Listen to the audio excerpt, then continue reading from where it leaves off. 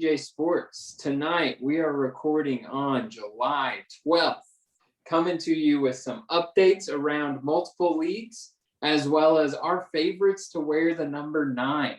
So, Jake and Clay here as always, and I'm going to kick us off with our number 9s. First up on my list is an NHL guy. All right. He played for 33 seasons. Okay. Up in the Motor City. Okay. Detroit Red Wings. I'm not a hockey guy. He was a captain for the Red Wings. Okay. He played right wing. He was a 21-time All-Star. His name was Gordie Howe. I've never heard that name in my life. Well, he got his way all the way to the Hockey Hall of Fame, which I feel like if you make it 33 years in a league like the National Hockey League at any era, you deserve to be in the Hall of Fame.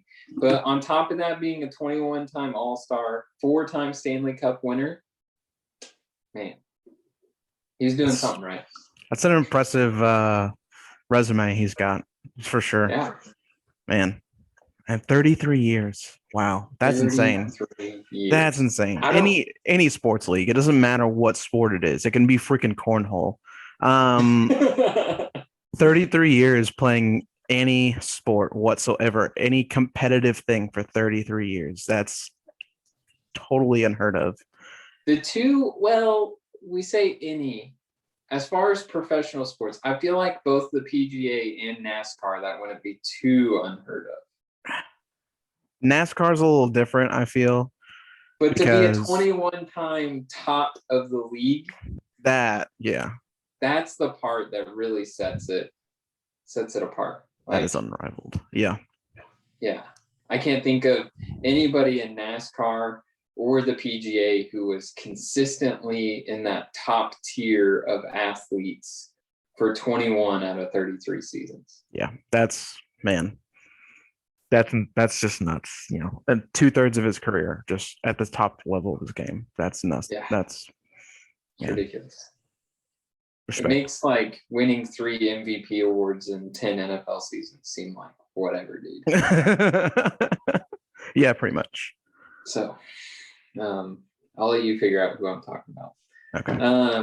Okay. So up next, also a 4-time league champion. Okay.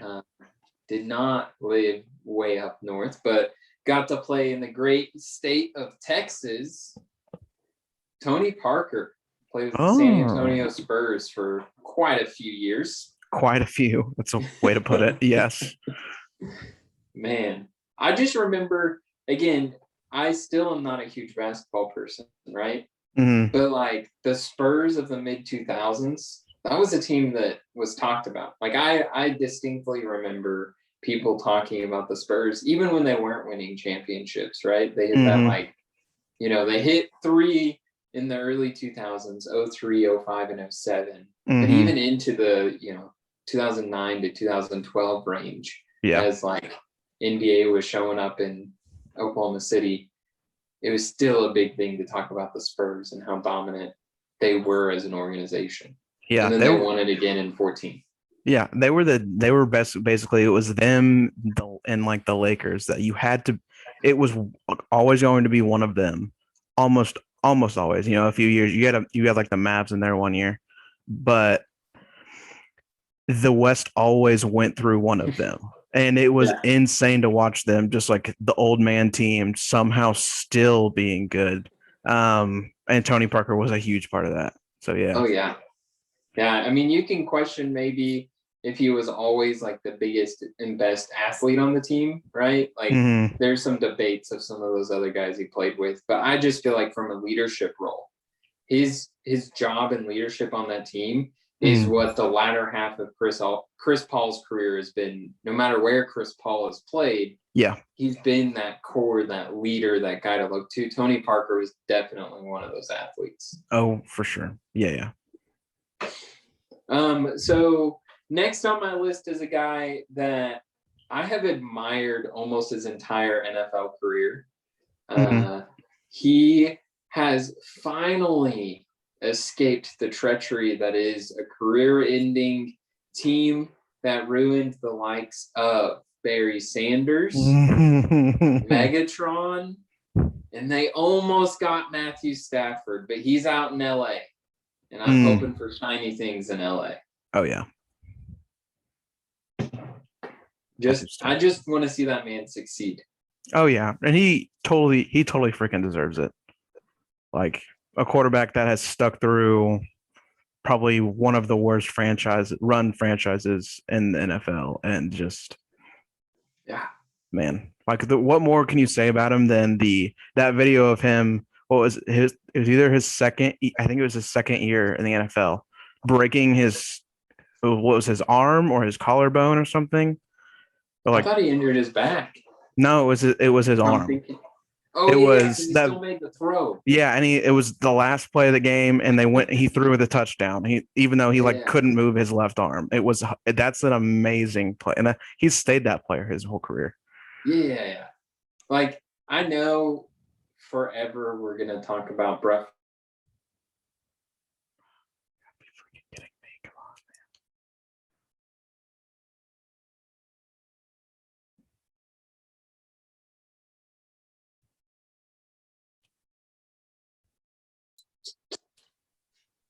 Oh, there you are. There you are. Okay. All I heard my internet connection is unstable. LOL. Thanks. The last thing I heard, I know forever we're going to hear about Brett. So. Okay. All right. And action. I know forever we're going to hear about Brett Favre as the Iron Man of the NFL, but a guy like Matthew Stafford, I know he doesn't have the consecutive starts that Brett Favre had, but the way he played the game was a true Iron Man. And he never went out there and just took a first snap just to continue a start streak. Yeah. Like, Favre, on more than one occasion, went out there and took one snap and walked off the field. Oh, yeah. That's all right. So, next on my list is going to be kind of a throwback. He was the league MVP in 1999. Steve McNair. Shoot. That's a callback for sure. Steve McNair, I think, was one of the first quarterbacks that I regularly played on Madden. Right before Michael Vick was the ultimate cheat code. Yeah. And I don't even know what it was on Madden. I think his brute strength, just the idea that like he's like the first version of Big Ben. He was so big in the pocket, defenses couldn't really drag him down. Yeah. He was just a presence. Yeah. Man.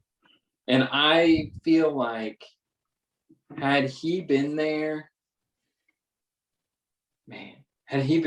had that Ravens defense been what it was in the early 2000s, like at 95 to like 2003, that it was almost right after he left, I think he could have done a lot at Baltimore. Like, he'd be a part of both their Super Bowls they had in the 2000s for sure. And they maybe would have been a little bit more dominant. Like, Brady might only have 5 or 6 rings if McNair could have been the quarterback instead of the likes of Joe Flacco. Yeah. Oh, man. What could have been for sure. Right.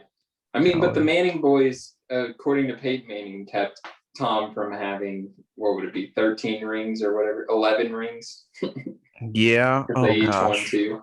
Yeah. Oh, my God. Did you see that this last week? No, I think I know what you're talking about. It was during the Rodgers and Brady did that golf. Oh yeah, fundraiser, the shootout. Yeah. They had a couple of guys get on the phone and like talk to him while they were doing it. One was Gronkowski, who, belittled Rodgers, and then you had Peyton Manning get on and say his mom was the reason that Tom Brady doesn't have 11 rings, because him and his brother won 4 of them. Yeah. That's a fair point too, man. Look at that. Way to go, Manning Bros. Did something right. I'm pretty sure if my memory serves correct, obviously both of Eli's Super Bowls was against Tom, right? Yeah. So Yes. he was the reason. Well, the New York Giants were the reason that the New England Patriots didn't get a Super Bowl. But I know at least one, but I think both of Peyton Manning's was the AFC Championship.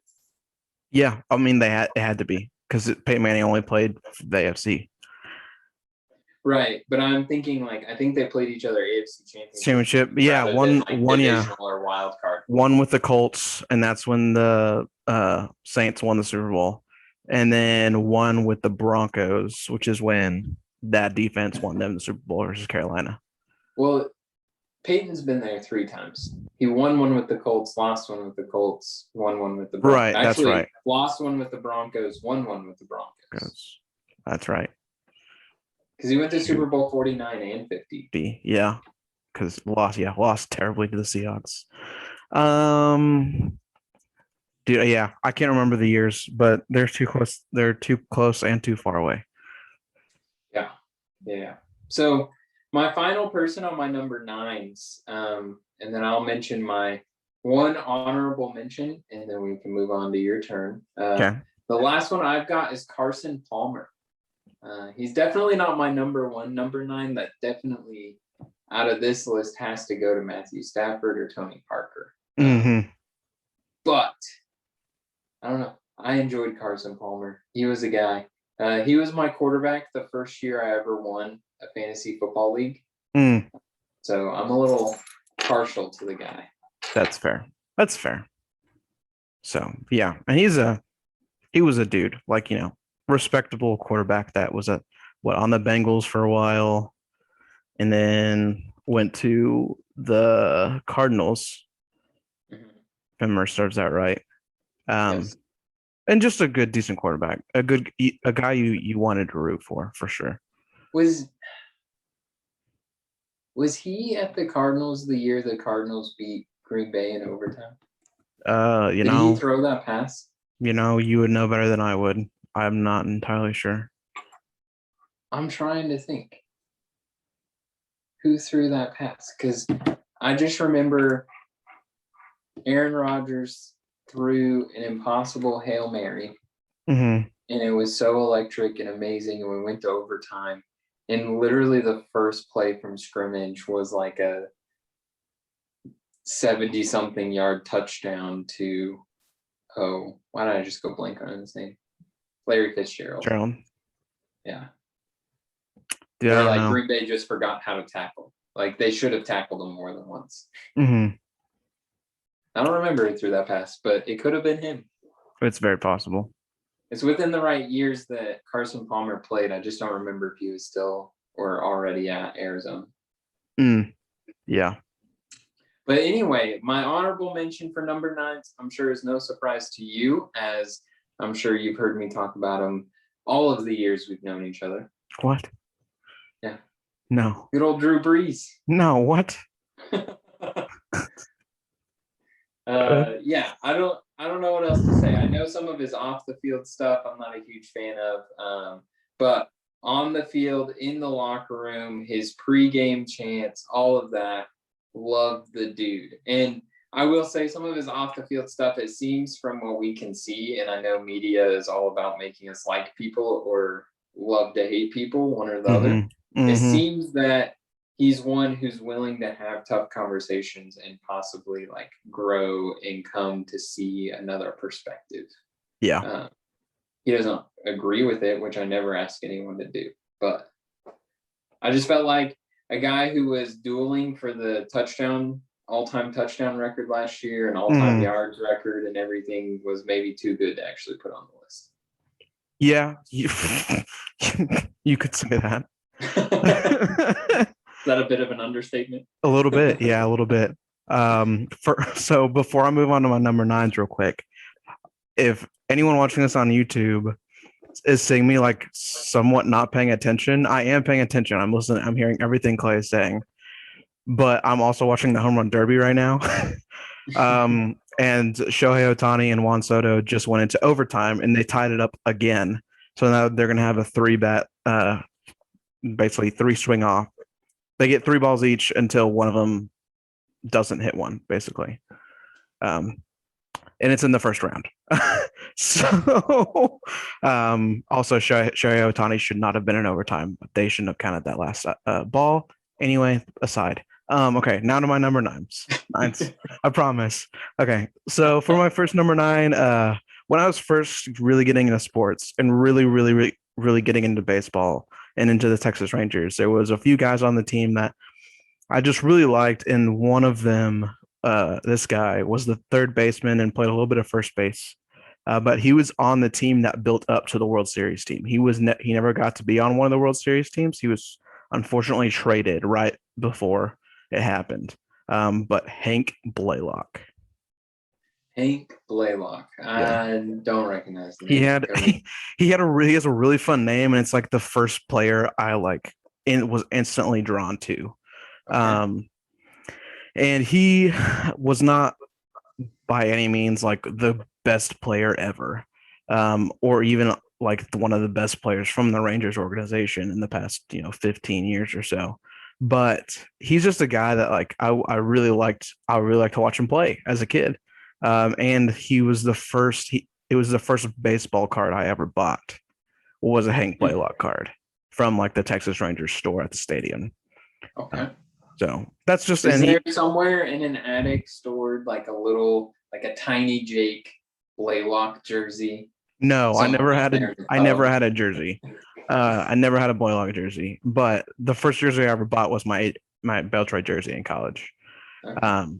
But yeah, he's like the player that got me into baseball was watching Hank Blaylock play third base. And he did like I said, he was a good player, made 2 All-Star teams, but never like just lit up a stat sheet. Yeah. My next player, I for some reason have found out I love kickers. Just because it's really cool. I think a kicker in the NFL is like you have to be, the best of 32 guys. You have to be one of 32 people in the world that can kick the ball through an upright.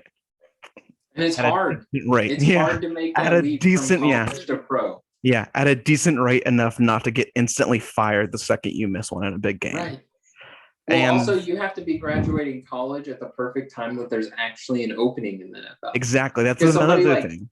Somebody like Quinn Sharp led college football in most accurate and longest field goals for 2 years in a row.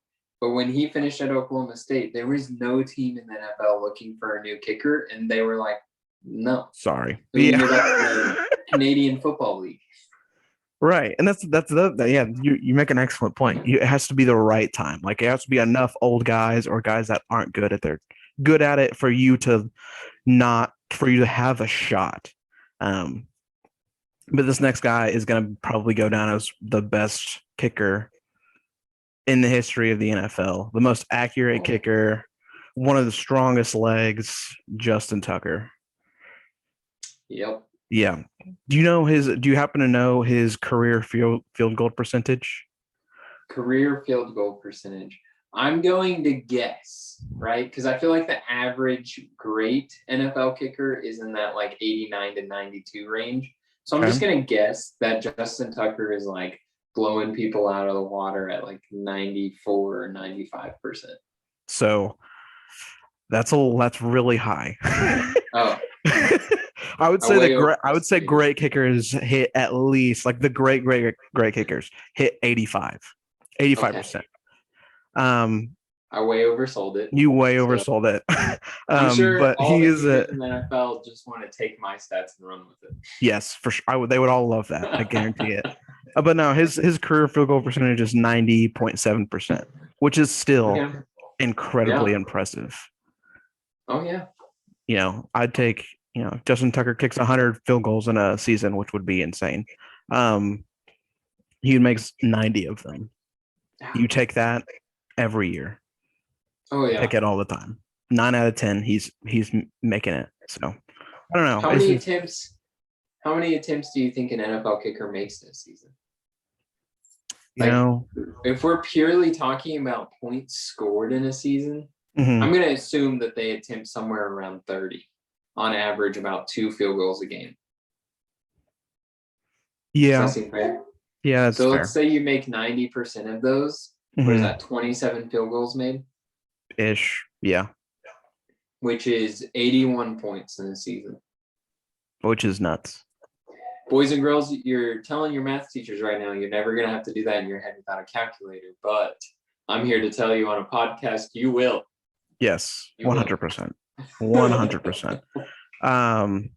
But yeah, no, I sincerely think that when he retires, he will go down as the greatest kicker of all time. Not Vinatieri, who just retired, or or what's his face?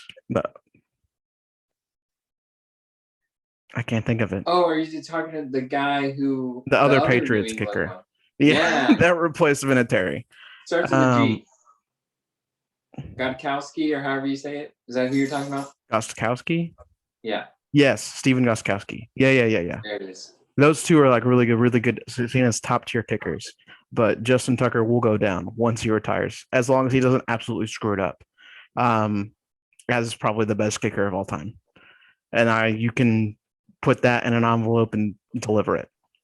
I still will put in my ballot for most charismatic special team man, Pat McAfee. Oh, 100%. Yeah. Pat McAfee 100% of the time for charismatic. Oh, yeah, 100%. Just for the excitement factor. Okay, my next guy, baseball guy, I know, shocking. He is currently a shortstop for the Chicago Cubs. Clay, can you name that player? Currently a shortstop at the Chicago Cubs. Good old Cubbies. His name El Mago Javi Baez. I do know that name. I know you know the name. I 100% do. Because the Brewers play the Cubs all the time. Brewers fan page. Yes. They play each other 20 times a year. So you know that name. But yeah, dude, just like 19 times a year. Sorry, 19. Whatever, should be 20. Dumb. No, it should stay 19 because we shouldn't have to play game 163 if two teams in a division play each other 19 times. That means somebody had to win more of them, and that's where the tiebreaker should go. But yet, in the last 7 years, the Cubs and the Brewers have had to play a 163. Well, there you go. Twice. Proves it should be 20. Anyway, at least in the NL Central. But no, dude. He was on the team with the Cubs that won the World Series back in 2016. 108 years, and he got to be on that team. And that solidified him as probably the top shortstop in the same conversation right now with Tatis and Trey Turner. Of those three guys you would gladly take them in a heartbeat. And the Cubs this year are selling at the deadline. So any team that's looking to go to the World Series this year and you need a shortstop, the Yankees, go get Javi Baez. Who would advocate for the Yankees to get better? They suck, and Yankees, I love it right now. Yankees fans. I know they're doing terrible, and I love that. But the Yankees are also good for baseball, so it sucks that that's true. But the Yankees are great for baseball, especially playoff baseball. They're built for the playoffs. They are built for the playoffs. I would just rather the Boston Red Sox. Me too. Every day. I hate them too. Every day. But here's the deal: we would all love to see a divisional series of the Red Sox versus the Yankees, and then the American League Championship of Houston versus the Yankees. We would all love that. We would all love that. We would all love that. The tension would be amazing. Two rivalries that have developed, one forever and one over the past 5 years or so. And that would be great playoff baseball. It would be amazing. Houston fans are still mad that the Brewers kicked them to the American League. No, they're not. That's only your parents. I've never heard others in Oklahoma City. Yeah, they can go. What does Oklahoma City know about baseball? Absolutely nothing. Exactly. We know how to name our minor league team the exact same mascot as the major league team. Good job. But yeah, no, Javi Baez is going to be traded at the deadline this year. Who knows where he's going to go? But he is easily a top three shortstop. And just really fun to watch play baseball. My number 9, is also a shortstop. He is shocking, playing for the Texas Rangers. He is a name that almost nobody knows. A guy that baseballreference.com named as probably the worst choice as a defensive player because they called him a catcher because they know nothing. Can he get to first base? He can. He's actually fast. That's Moneyball, man. Get this. He's one of the top performing shortstops in the American League and in baseball right now. He did not make the All-Star team because the Rangers have terrible exposure. But the dude puts in the work and every day goes out there and shows why he's going to be the future of the team. And it is Isaiah Kiner-Falefa. I will die on a hit. He won. So I'm gonna break down his career real quick, and then we'll move on. I promise. I'm just very passionate about this guy, and I can feel it. I love it. I love it. So he was drafted in the 2014 amateur draft. Okay, like 4th round, 2014 round. He's our age, by the way. Born in like March of 95 or something like that. I know a lot about him just because he is my overall favorite player playing in baseball right now. 19 years old. What? 19 years old? No, he's not. He was born in 95. I'm saying at the time that he was drafted. He was 19 years old when he was drafted. Correct. And he was drafted around the same time as a lot of guys playing in the big leagues, he was drafted before several of the guys that got to the big leagues before he did. Like Joey Gallo is one of them, who's on the All-Star team this year, as well as Adolis Garcia, who's also on the All-Star team this year. Not trying to flex, I promise.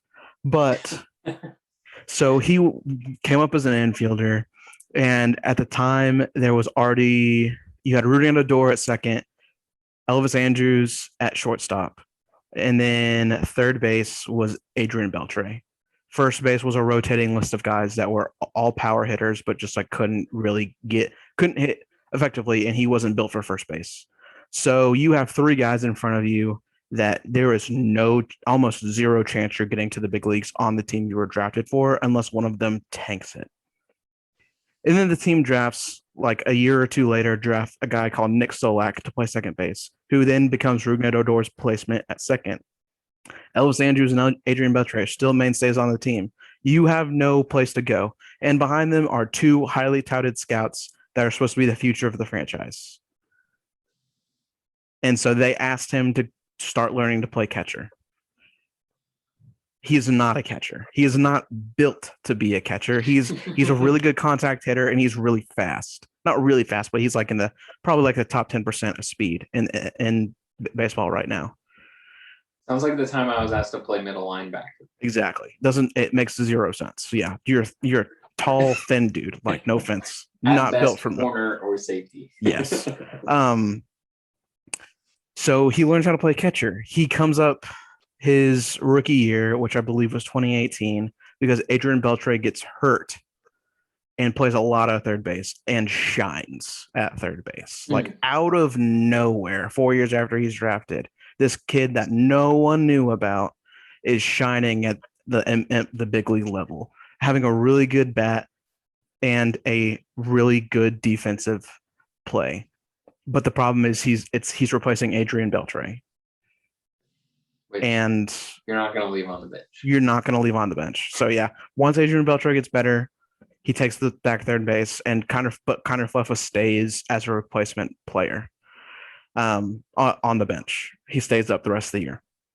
The next year, third base, he cannot play third base because they have a few other guys they had either traded for or signed in free agency because it was the year Beltre retired. But at the same time, you can't. He's an untested rookie. You can't put him there. So they asked him to play catcher because they don't have anyone to back up as a catcher. So he becomes the secondary catcher, and his bat tanks. His defense is not great, and he has a bad year. So they say, okay, you know what? No, you get to play third base. 2020, last year, he plays third base. wins a Gold Glove, and has a pretty decent bat. Not a power hitter, and so he's not a stereotypical third baseman of power hitter, but he is one of the top defensive third basemen in the league. The thing is, he was not meant to be a third baseman. He's a shortstop. Elvis Andrews gets traded, and they move Isaiah Kiner-Falefa to shortstop, where he is absolutely dominating. Like, go watch some of his highlights. If he does not win Gold Glove this year, I will be so pissed. But all that to say, Isaiah Kiner-Falefa, the future, they better never ever trade him because I will be mad. He's gonna be the future of the team. They're gonna build. He's the guy you build a team around. Works incredibly hard every day and is like a leader in the clubhouse. You can't not have him.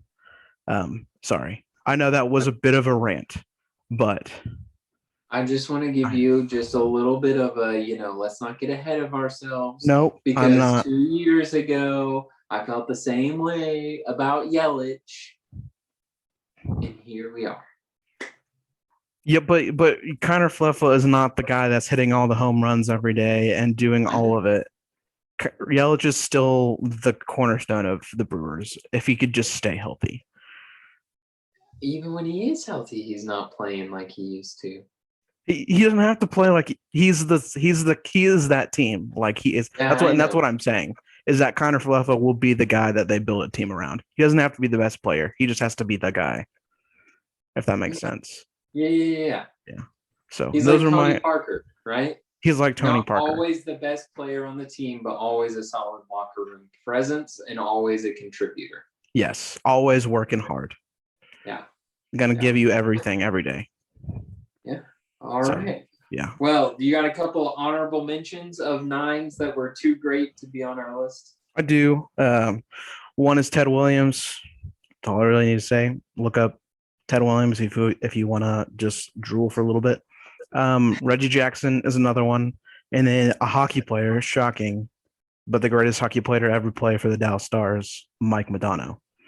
Yep. Yeah.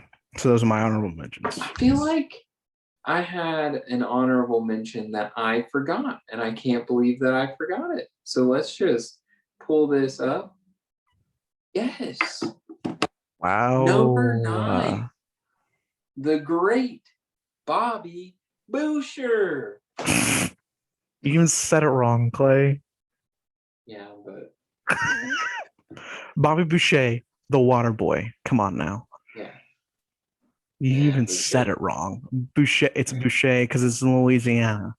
Well, you French just background. Saying Goddard instead because it's Goddard. Because it's Goddard. Because it's Goddard. Get that right. It's Goddard. This is why in my career I always ask the person entering my office to introduce themselves.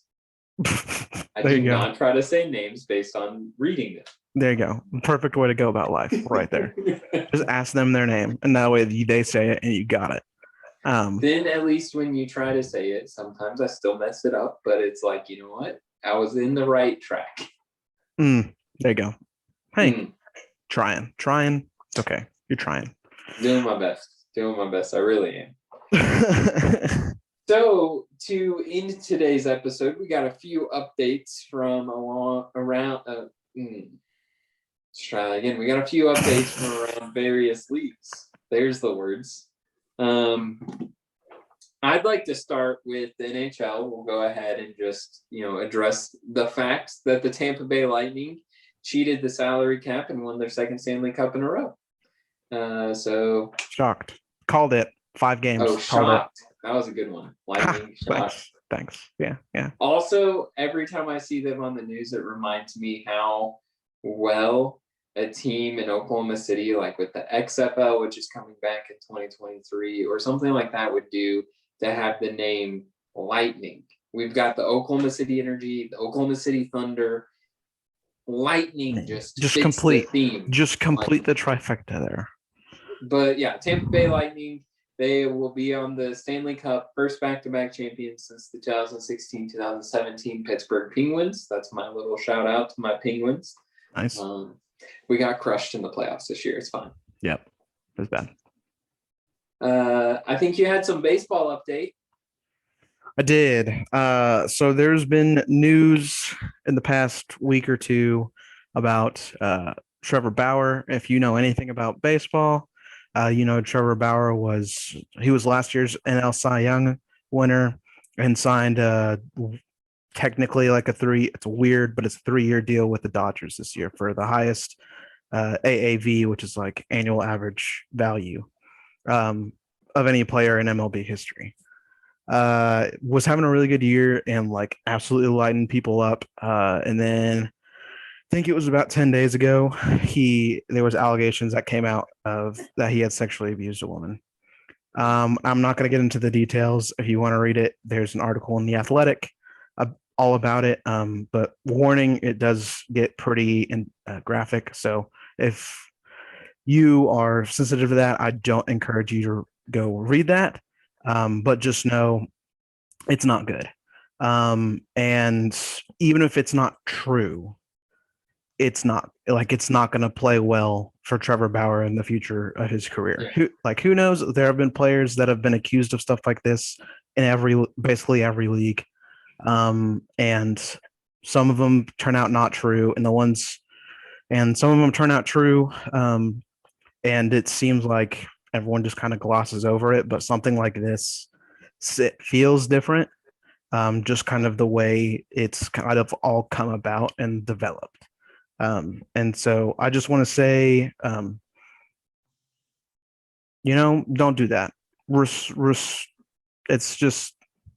It's not okay. No matter what way you're looking at it, even if he turns out to be innocent, because we were innocent until proven guilty. I hope it's all a lie, not because of Trevor Bauer, but because I don't like hearing about stuff like that. So please don't do that. Respect women, please.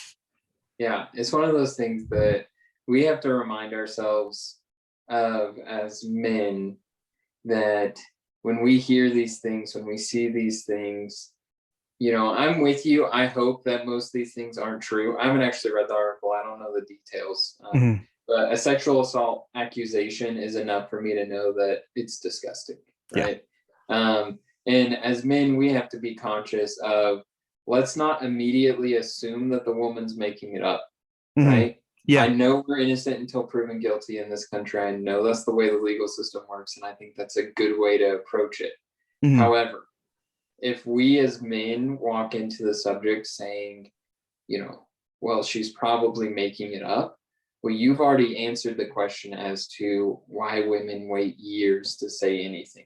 Exactly.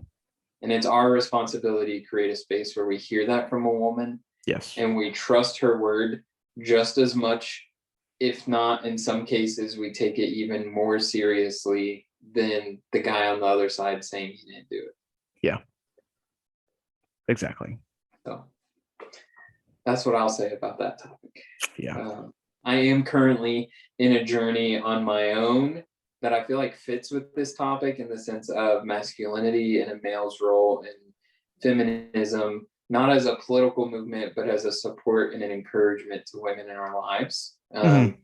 Something that has always been assumed that I was really good about it, because I had 3 sisters and a mom, and now I'm married, and my career field is majority women and all of that, but it's still something that I find myself daily catching myself in some of those patterns of traditional masculine thought processes and things like that.